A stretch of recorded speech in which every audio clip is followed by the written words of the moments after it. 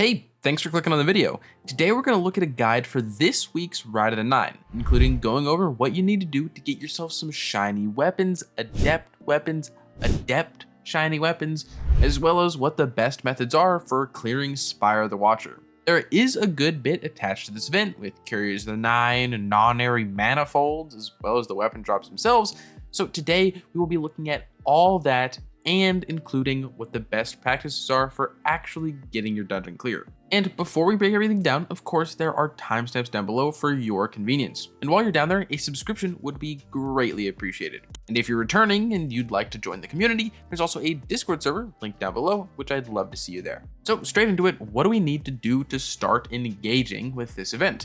Well, the first thing to do is roll up to the Rite of the Nine's new social space.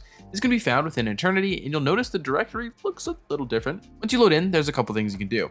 First is you can immediately turn around and interact with this engram to watch a cutscene. While you're watching that, do note that this event is actually part of the story, as for the recently revealed Edge of Fate DLC, the Nine are deeply involved. But after watching that, you can walk up to the emissary and pick up some quests to get you started. As of right now, there's only 2, but more will be added each week. You can also spend those Curious of the Nine that you've been accumulating, which if you didn't know what these are, these have been coming from these seasonal challenges. They will give you some non-airy Manifolds, which are this event's currency. This event is very similar to Into the Light if you were around for that, and expect these new things to work very similar to tokens from back then. The conversion rate here though is 1 curio to 30 Manifolds. So it really isn't that much. Of course, this isn't the only source of Manifolds, and we'll talk about where you can get more in just a moment. But before doing that, you can actually move just a little bit to your right and spend them opening this chest, which costs you 250 Manifolds. This chest will give you one of the weapons that drops from this week's dungeon. I'm not sure if it will be all possible drops as more dungeons come out, but right now we are just getting stuff from Spire of the Watcher. As for the types of drop from this chest, you can get normal weapons, shiny weapons, and even adepts. You can also attune to specific weapons behind the emissary here, and this will massively increase the attuned weapons drop rate from any source, including the chest here, and from inside the dungeons themselves. Now, the last thing to know before we start following these quests and diving into the dungeons is that there is one more chest where you get some free loot. This chest will have 2 exotics and a full set of armor and weapons that will bring you up to light. And because this event is free for everyone, that means you could have your friends join you with literally nothing, pick up this chest, and then begin to play with you in these dungeons. But now, starting on the 2 quests received, we just need to clear all 3 encounters in the Spire of the Watcher dungeon. I am about to talk about the loot coming from these dungeons, but to wrap up the quest side of things, fast forwarding to after you've cleared Spire of the Watcher's 3 encounters, returning to the emissary will finish one quest, giving you a guaranteed shiny longarm, and then the other quest is finished by taking the lift up to this chest, which will reward you with a weapon drop and a guaranteed shiny Wilderflight. And that actually ends the static part of this event. Now, you need to know how to get the most weapon drops, the most currency, and the most shinies. This takes us to the dungeon itself. Again, right now we only have Spire of the Watcher and its 3-ish encounters. There is nuance to how loot is doled out though, as you will get different types of loot depending on your activity difficulty and score within each encounter.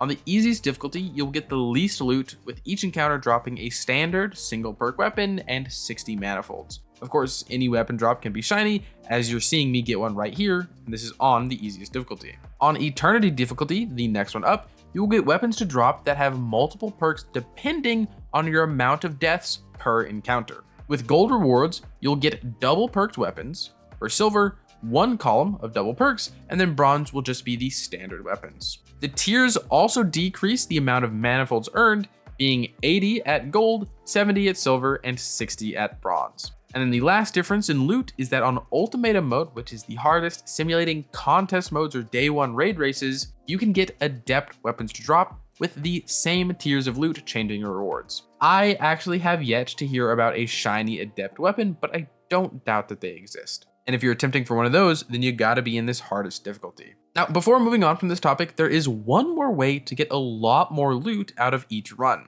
and that is by doing full dungeon runs at a time. By clearing the dungeon in one go, the final boss will drop 2 extra weapons and 50 extra Manifolds. So that's 6 weapons, 1 from entrance and 5 from the encounters, and 300 Manifolds if you get all gold. 10 from entrance, and 290 from the encounters. If you include opening the chest back at the social space, that's 8 weapons from 1 dungeon run. However, the question then becomes, can you farm 1 encounter 7 times, which will give you enough manifolds to buy another weapon from the chest, before you could do a full run of the dungeon, which gives you 8 weapons. For my team, it takes about 20 minutes to clear this dungeon on the normal difficulty, so it's much faster to run it all the way through, but that might be different for you guys. The takeaway from this section just needs to be that you're aware better weapons and manifolds drop from completions with less deaths, and that the final encounter drops triple loot if you do the full thing in one go. Oh, also pick up the secret chests once per week per character. One is here in the first jumping puzzle. Just make sure to not forget it behind this wall. It's pretty easy to miss.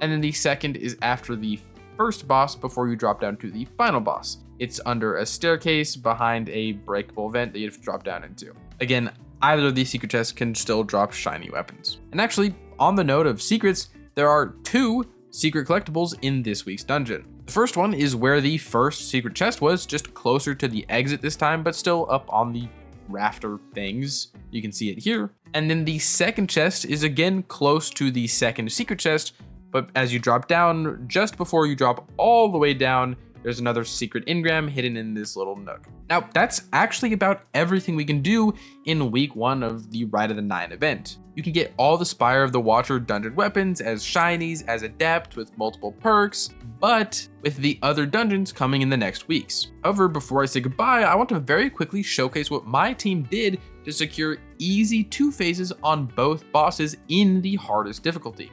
So copying this should make your runs super easy. For Akelous, the Harpy boss, the first boss, we used 3 Song of Flames and the Queenbreaker to walk with this boss and just use the DR from Song of Flame to survive the very lethal adds. Queenbreaker does more than enough damage by itself. And I'll let this DPAs play itself out, that way you can see exactly what we did.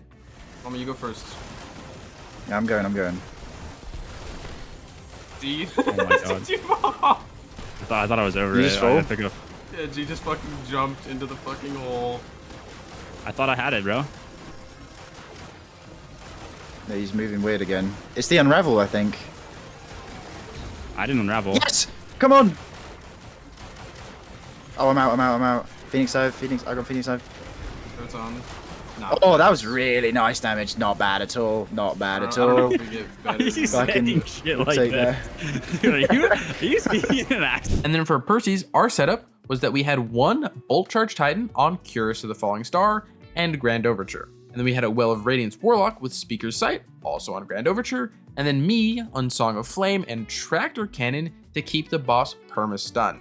It is important that, unlike normal raids and dungeons, you cannot change weapon types or your exotic armor. If you do, you lose everything. So for any of my sweaty players out there who likes to loadout swap, make sure you take note of that. But taking these strats that I just showed you will make both bosses super easy, even in the hardest difficulty, but even easier on Eternity mode. And that's everything for this week. I'll return with the next dungeon to let you know what's going on. Also, keep an eye out on my channel for any builds and reviews from me covering the new content. And thank you for getting this far into the video. Your viewership means an absolute ton. If you want to support me, support the channel, a like, a comment, a subscription, joining the Discord goes a very long way. If you want to support me and support the channel, but you can't think of a comment down below, Rite of the 9. And with that, as usual, I hope you are having a great day, and I hope to see you around.